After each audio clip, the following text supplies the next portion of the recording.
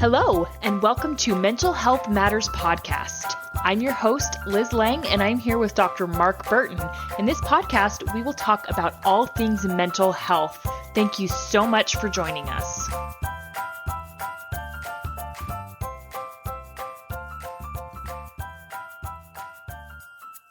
Hey guys, Liz Lang here with Dr. Mark Burton, and this week we're going to get into marital myths.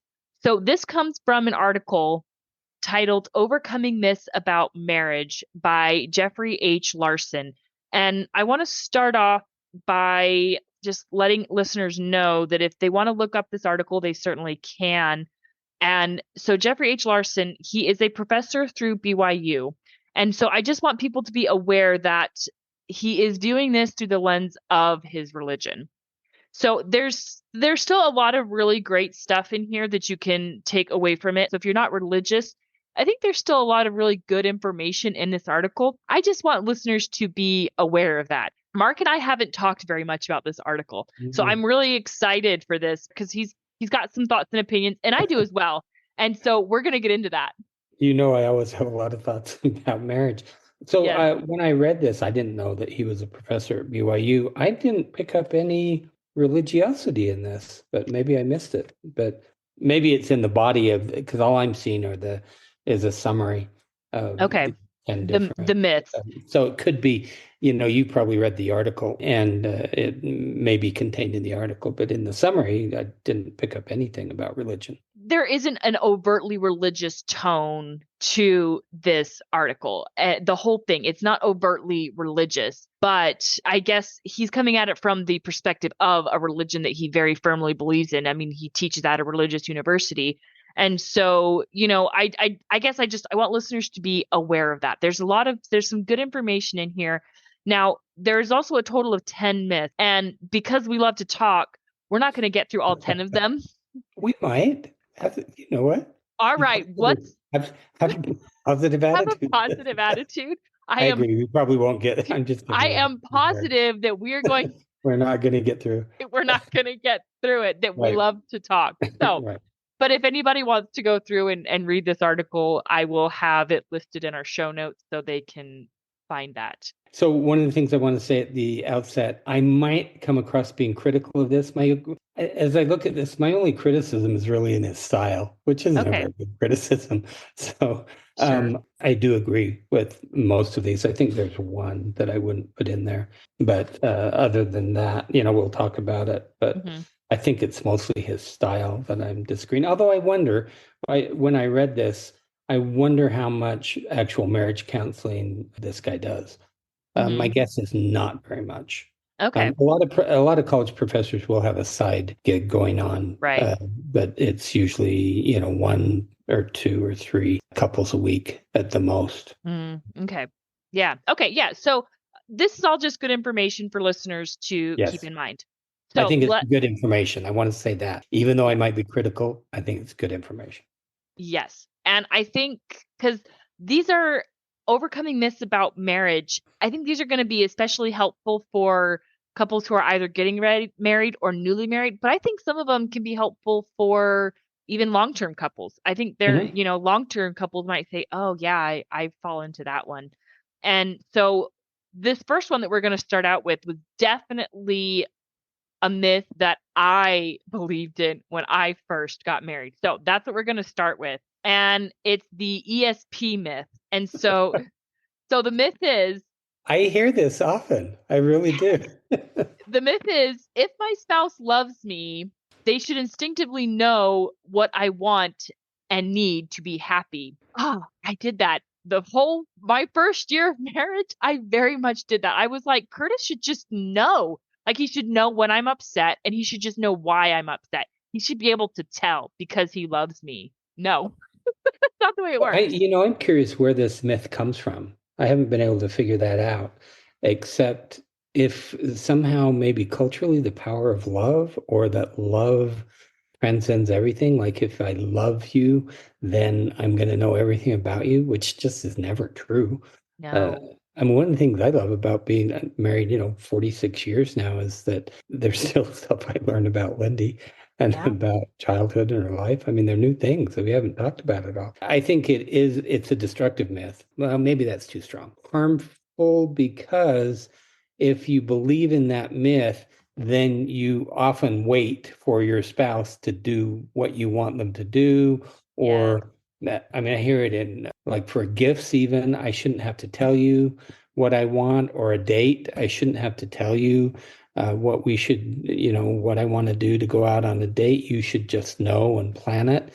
And the problem is you're going to be wrong sometimes. If you do that, your Oh, spouse is going to be wrong because probably we, a lot of the times. right, we don't have ESP. We aren't psychic. Yeah. Yeah. And so I liked his explanation, or when he has a comment in here called the reality, which I agree that the reality is if you have that close and loving relationship, then you ought to be able to talk about anything and Hmm. say, you know what, for this weekend, I'd love to go do this. And then you can have a good dialogue about, what it is you do. But don't assume that your spouse knows what you want or what's going on in your life or what you're upset about, anything. I think assumptions can be harmful in a Yes. relationship. I Yes. really. So I have a theory as to where it comes from. I think pop culture, because you see it all the time in movies that, oh, we know each other so well. We're so in sync. It's like we can read each other's minds. And he just automatically knows what I want and what I need. And that's scripted. Like the reason why the person knows what they want and need is because the script is telling The them. script is written. I think you might be right. I think we get a lot of the way we think about marriage and relationships from movies and TV shows. And I think I've mentioned before, one of the things that's hard is around sexuality, because I think in movies and TV shows, the portrayal of sexuality is not accurate at all for Yeah. long-term relationships. It might be accurate, more accurate for, in the first stages, Hmm. where the passion's pretty high. But so you might be right, is maybe this comes from TV, movies, Yeah. that's how it's portrayed. Yeah. And I mean, the reality is mature people say what they want. And Yes. so Yes. so you need to tell your spouse. And I tell you what, I remember I was upset at Curtis over something, and then he didn't recognize it, and that would make me even more mad. Hmm. And it was just I would get myself into this awful just escalatory cycle where I'm just getting more and more mad. And it's really it wasn't fair to him. Thankfully I've realized that now. But it's not fair for your partner to always know why you're upset. That's not the way relationships work. Right. And so one of my favorite sayings about marriage from Harville Hendricks, who wrote the book Getting the Love You Want, he said, you don't marry yourself, you Yep. actually marry someone else. Yeah. And so you can't expect them to know everything about you. They never Hmm. will. I No. mean, most of us have a pretty rich internal world, Hmm. that internal monologue. And we just don't say everything of our monologue, which is another one of the myths Yeah. that maybe we'll go over in a bit about, I call it emotional vomiting. This, yes, perfect. Because that is the next one I was gonna hit, and it's Okay. because I know you like this one. So the myth is let it all hang out. So here's the myth: the more my spouse discloses positive and negative information to me, the closer I will feel, and the greater our marital satisfaction will be. I think that is absolutely false. I don't know about the positive though. I think that Sure. the positive, from my experience, most couples, like at the first when they're dating and in the Hmm. first years of marriage, they make more of an effort to be positive with each other. But it's something that as you start to have kids Yep. and you get busy in careers, and often that's one of the first things that goes in the relationship is I don't take the time to say I appreciate you or the positive thing. But I absolutely agree with the negative. And I've said this before. I think really good marriages have a lot of self-censorship, Yeah. which means just because it goes through my head does not mean I get to say it. And I Hmm. have had some couples where they will come in and they think that is what emotional intimacy is. That Yeah. emotional intimacy is me telling you all my thoughts. And that's not what emotional intimacy is. Emotional intimacy is being able to understand your own internal world and be willing to share it with the person that you're with, your struggles, your hopes, your Hmm. dreams, things like that. It's not all the negative things that come spewing out of your mouth that you might think about your spouse. I think we don't say those things. No, we shouldn't. I mean, so you call it emotional vomiting. There's Yeah. nothing intimate about vomit. Like, No, if you want a no. really quick turn off, it's vomit. And so some people think that's the way to get emotionally close. It ends up being damaging Yeah. because it's almost like they lack a filter. Yeah. And certainly there are some people, our listeners may know some, have friends who lack a filter. I don't think it's anything that's inborn or physiological. I think they just haven't learned how to filter what they say. But Yeah. I think it's a learned skill more than anything. So I have a pretty good example of this. So Curtis was diagnosed with type 2 diabetes when he was like 34 years old, which is really early. And he Mhm. had to make some lifestyle changes. And so I've always been really careful when I talk to him about that because I know it's a sensitive subject. I know that he's self-conscious about certain aspects of this, but I need to be encouraging. I need to be supportive, something that I want to help him with. Like I need to help him be successful in managing his diabetes. But I know how to talk to him about it and how to give him nudges in the right way that are helpful and not hurtful. Yeah, and I think that it's all about process. I Yeah. use the word often. It's how you say. It's not that you don't say something. It's often how you say it. Now, this ties into another one of the myths, and this the author calls it finger pointing will change them, but essentially what it is nagging Yeah. behavior.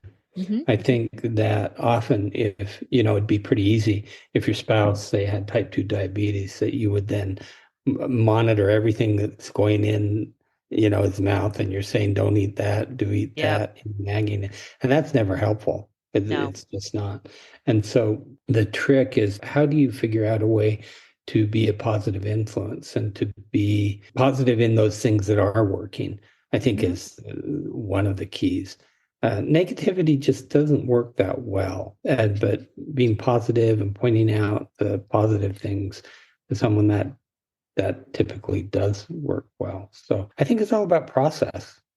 Yeah. Yeah, exactly. I mean, you need to be able to learn how to have a dialogue about things that are bothering you. That's very, very important, right? Yeah. I mean, and maybe people think part of this myth could tie into, and it also ties in really well with the finger pointing will change them, is, Yeah. if I tell my spouse how I feel about what they're doing, it's going to bring us closer together. And that's not always the case. Right. But you do need to learn how to have a dialogue. So a really good example is snoring, because that's a Uh-huh. serious problem. But if you That's just a good example. yeah. Yeah. But if you just look at your spouse and be like, you're snoring and it's annoying.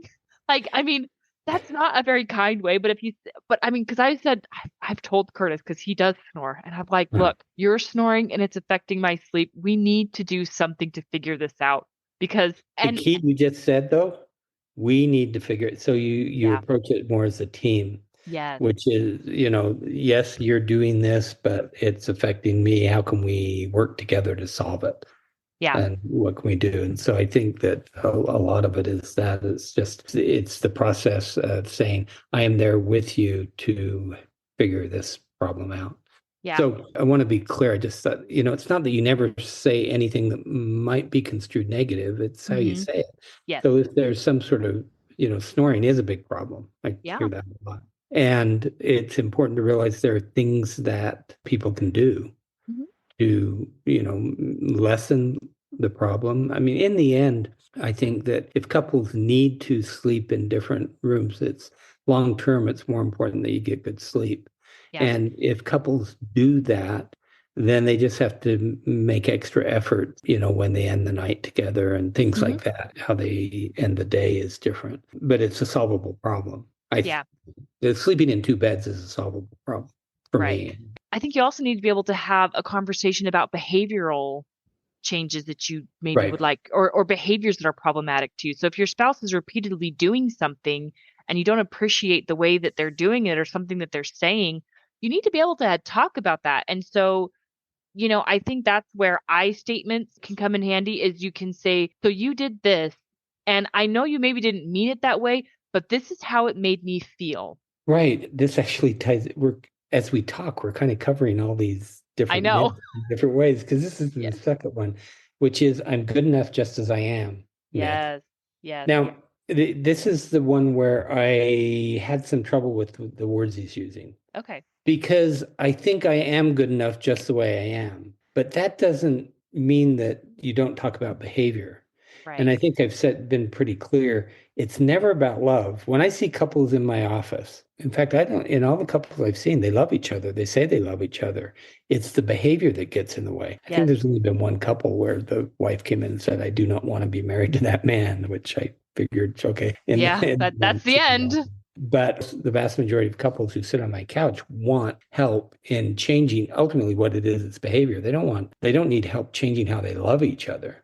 And so, again, it is about behavior, but more importantly, it's how you talk about the behavior. Yes. And I think you're right. The I statements, because if you say you do this, you do that, it's like that finger pointing. Yep.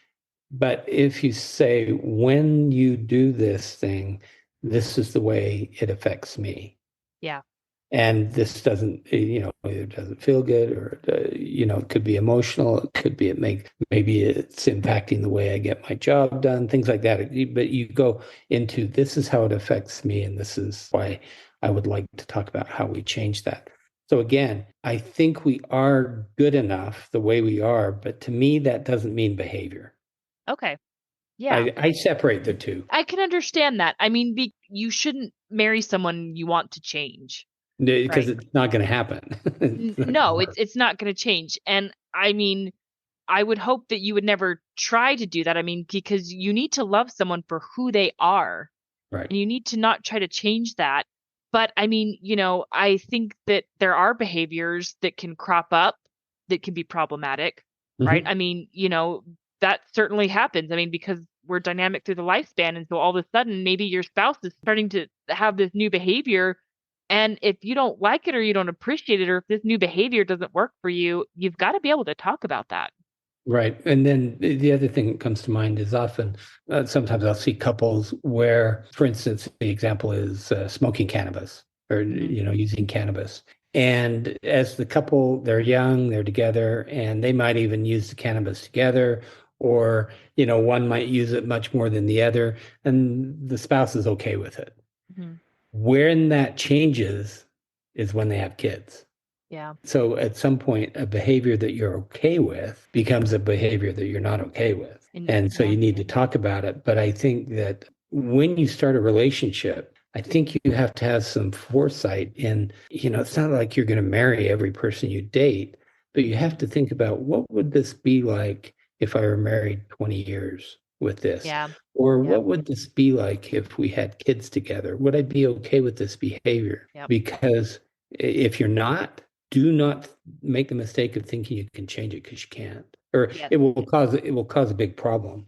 Yeah. Um, Address so it address it before you yeah, commit. right. And you can say, listen, this, in this case, cannabis, smoking pot is okay right now with me.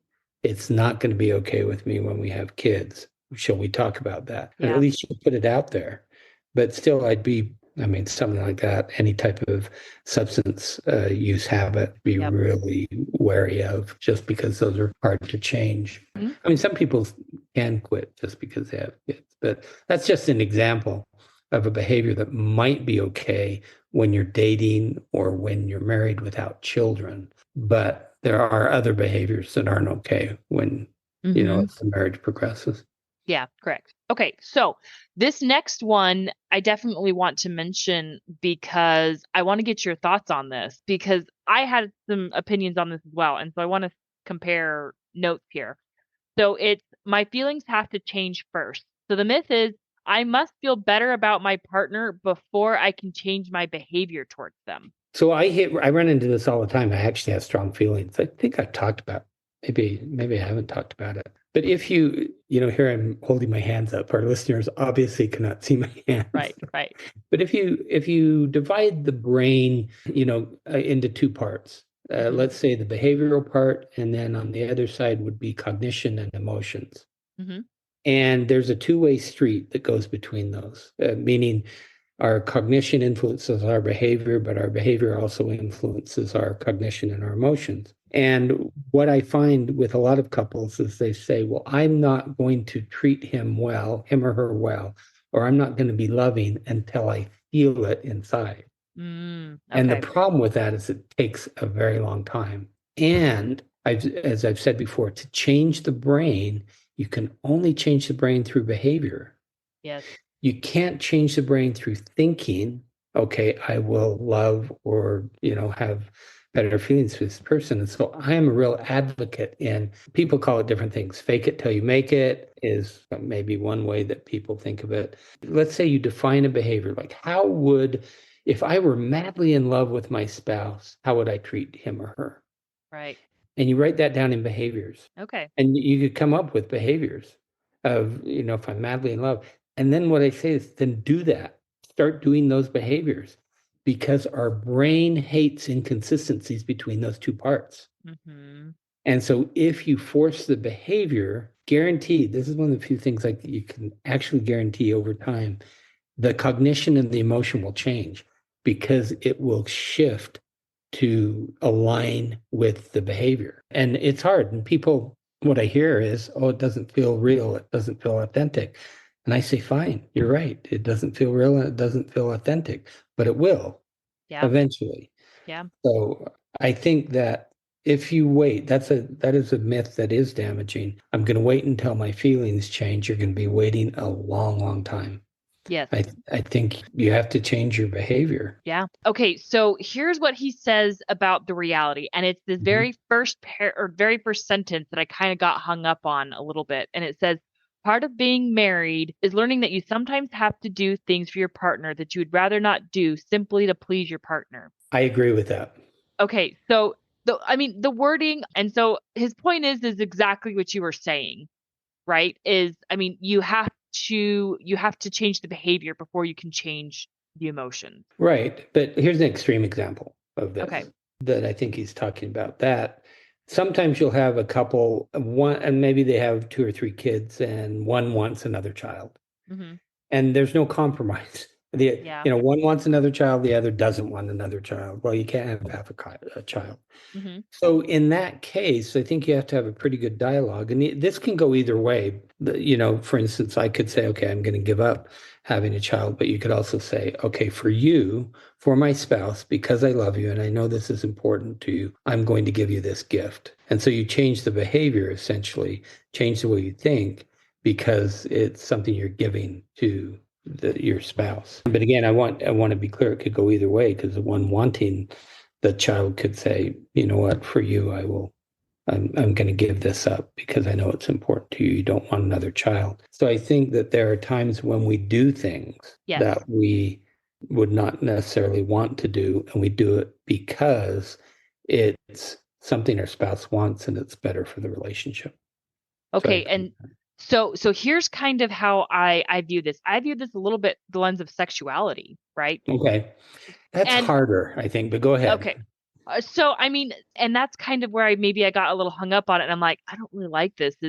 Sometimes you have to do things to please your partner because you love them. And so sometimes you have to just sleep with your partner because you love them. And to an extent, I think you should do that sometimes. And again, this is my own personal preference, but I can see where that would bug people. It's like, I don't have to do anything I don't want to do in terms of sexuality. And I agree with that because your partner has needs. And I think it is important to be sensitive to the needs of your partner. And if you're just never wanting sex, never wanting sex, never wanting sex, it's problematic for your partner who does.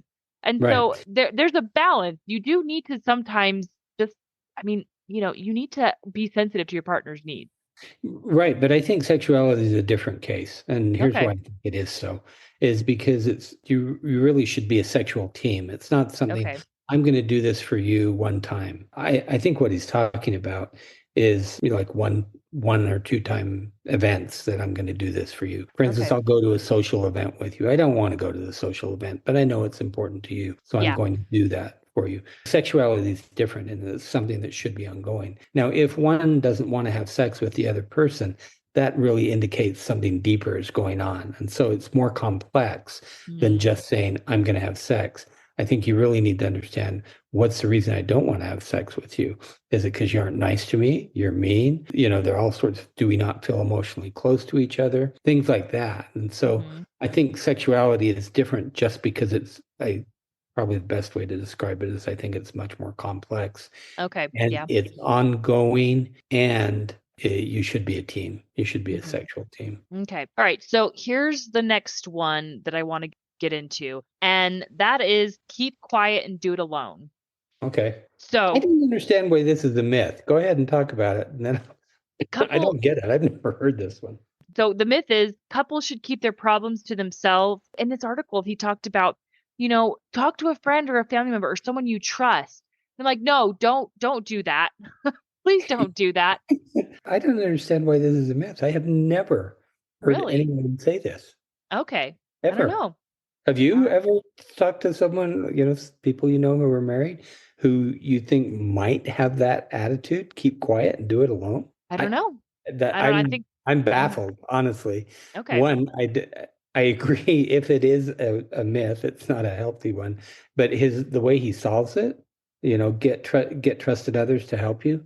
I think that is a recipe for disaster Yes. Oh because yeah. you're leaving your spouse out of, important things that are going on in your world. I think this maybe when I read that, maybe that's the reason I thought this guy doesn't do many couples, doesn't see many couples because if he did, I don't think he would put that on as a myth. And maybe, and when I read this article, what bothered me is he's like, get other people to help you in your circle. And I'm like, no, don't get other people. Like, He would not do that. I yeah. think what it does is it invites other people into your marriage And because nobody belongs in your marriage. so if you go back to the emotional intimacy.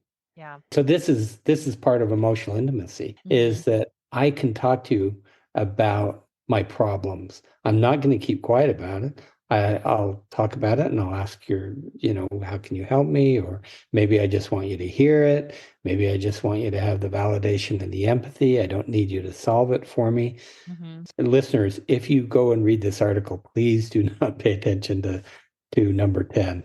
Um, Yes. I don't think that's a good one. And they're not in the article, they're not numbered. I numbered Oh, them to okay, you see. numbered those. Okay. Yeah, Yeah. but it is the last one. These are It's in order that they are in the article. But so yeah. I mean, for the last one, I agree, don't keep quiet and do it alone. Like that part, yeah. But I mean, you need to get trusted help. And maybe the way he's coming at this was from the lens of religion, is because oftentimes couples will go to a religious leader, such as, their bishop, or they might go to Uh-huh. a religious leader to seek counsel and to seek help. That I think is okay, right? Well, they're doing it together. Yes, Right. They're exactly. doing it together. I think that's totally different. Yeah, and It's a marriage. and you're doing it to somebody who can remain impartial. I think that's really what it comes down to. I mean, you certainly should never go to family because family is going to have a really really hard time being impartial, right? I mean, so for Yeah, example, I think that can be really problematic. yeah, don't go to your parent even if you go together. Like I'm very close with both my parents, but I've often gone to, my parents for advice. I would never go to my parents for marital advice, like even with Curtis, right? Hmm. And Yeah. I wouldn't do that because I don't want them to have a negative impression of Curtis. I only want them to think the best of him Yeah. because I love him and I don't want my parents in my marriage. My parents very much belong in my life. I love having them in my life. They have absolutely no place in my marriage.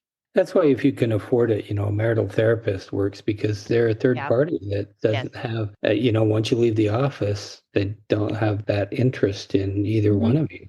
And I think one of the main jobs of a marital therapist is to be impartial most of the Yeah. time, to be somewhere in the middle. So, And that's why I think that a religious leader could be a good alternative if you can't afford marriage counseling. right. And here's the thing I worry about. They Mhm. often are not trained. Sure.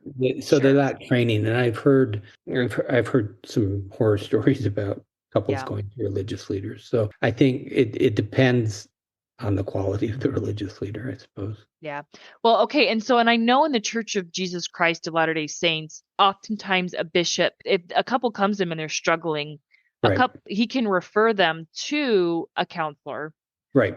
and And I've certainly had that done. I don't know if they do it anymore. LDS Social Services, they refer to them, but yeah. in some cases, I've had bishops pay for my services for their Hmm. members. So So again, with this one, I mean, definitely don't keep quiet and do it alone, but definitely don't involve your family. no, Don't do don't do either of those things. no, I feel pretty strongly about that one. Yeah. I mean, and if you have maybe if you have a friend who knew both of you beforehand and who cares equally about you, you could maybe talk to that trusted friend before. But again, that just sounds like a recipe for disaster because you're letting somebody else into your marriage, Yeah, and you yeah, shouldn't be that's not a because good idea. yeah, I mean, no one belongs in your marriage but you, the couple. Okay. So, all right. We've done seven. We got through 7. I feel Well, like 7. let me do romantic love is the key real Okay. quick. So romantic love is the key is one of his myths. Now, I just have some criticism on the way he words that. What I would say is romantic love is a necessary but insufficient characteristic for a happy marriage. And what I mean by that is I think you have to have it. Hmm. It's not enough.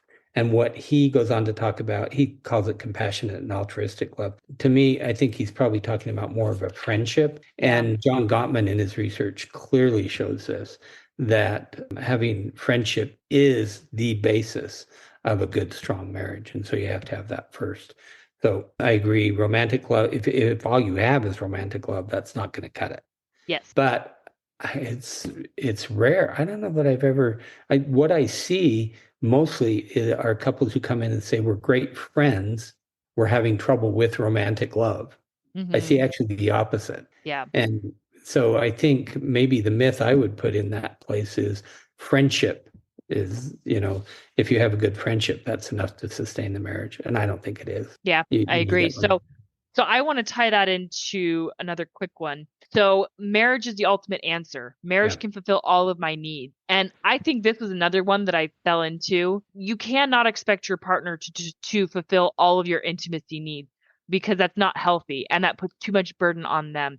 You need to have other friends, you need to have other relationships because your partner is never going to be able to do everything that you need. Right, and I agree with that. And the way I often explain it is you have these two eyes, these two individuals that come together and you form this we. And the eyes don't get sucked into the we completely. They get Yeah. sucked in a little bit. You can't give up yourself. Yes. But what you do is you actually create this new entity, Hmm. that I call the we. And so you have to really nurture, the individual eyes and the we. You have to Yeah. nurture all of those parts. Yes. And so I agree with that. That marriage is, you're never going to find total fulfillment from your marriage partner. I think that's Yeah. a mistake. Yeah. And now your marriage should certainly be your primary Yes, relationship. right. That Yes. absolutely it does need to be. And so I don't want listeners to mistake that we're saying that it shouldn't be because your marriage or your spouse should be your primary relationship. And I think it's probably pretty normal. And we've talked about this before, this idea that when you first get married or when you first get together, all you want to spend all of your time, it's that passionate love and all you want to spend all of your time with your partner. And that's normal Yeah. and that's okay. But eventually you're going to come out of your honeymoon cocoon and, nurture other friendships, other relationships. Okay, we got one more. Can I do it I real quick? Yes, I was just gonna say Okay. we've only got one It's a more. We're just it's a let's do it. 50-50 deal. Marriage should always be a 50-50 partnership. Now, this is another one where I have some issues with the way he worded it. So I would say that yes, marriage ought to be a 50-50 partnership, but it's not going to be equal. If Yeah. you think it's always going to be equal, and again, this is something Gottman showed in his research. He called it quid pro quo, meaning if you do this, I'll do that, and Yeah. or keeping score. People Yes. kind of keep score in order to keep it 50-50. I think that's a mistake. So I'm not saying you keep score or necessarily pay attention of where it is, but it fluctuates throughout the course of the marriage. Sometimes I'll be giving more, sometimes Lindy will be giving more. It's Hmm. never going to be totally equal, but I think you want to have the attitude that I'm going to give, my part. And if both partners have this, then that's when it works. I would have just framed it in a different way. And the author does go into that in more detail, right? Okay. And he says almost all of the things that you do. I mean, he talks about there's been a time where like maybe there's a day where my wife is sick and I have to give Yeah. 90% and she's only giving Right. 10. Yes. And That's what a marriage looks like. yes, see, and I kind of struggle with the 50-50 because I think it should be 100 and 100. I think you both should be giving, which I guess is another way. Those are semantics at that point. But Well, I'm the mathematician is going to say you can't do that because then you have 200%. Just saying it is a yeah, semantic argument at that point. it really is. I think you give your all. Yeah. If you're both doing that when you can, that's when it works. And I do want to say that, keeping score is very ineffective. It doesn't Like, work. yeah, playing tit for tat in marriage, it's just not going to work because I mean, if you think about all of the responsibilities that are in an adult life, especially when kids come along, keeping score really, really is not going to work Yeah. because kids are an enormous responsibility. And so you can't just be thinking, well, I did this, so you should do this. Yeah. It's a very unhealthy way of looking at it. Yep. Okay. High five, virtual Right? five. We did it. We did all 10. Yes, I we told you, got. I have a positive attitude. I know. Look at me. You proved me wrong. Okay. So next week we are going to get into narratives. And so we're going to be talking a lot about the way people perceive things and how you're not stuck in whatever your current perception is. So it's going to be a really good episode. I'm really excited to get into it, and we will see you all next week. Have a good week, everyone. Have a question for Dr. Burton? How about a topic you'd like us to cover? Send us an email at mentalhealthpod21@gmail.com. This podcast was produced and edited by Liz Lang. Music is by Audio Lounge.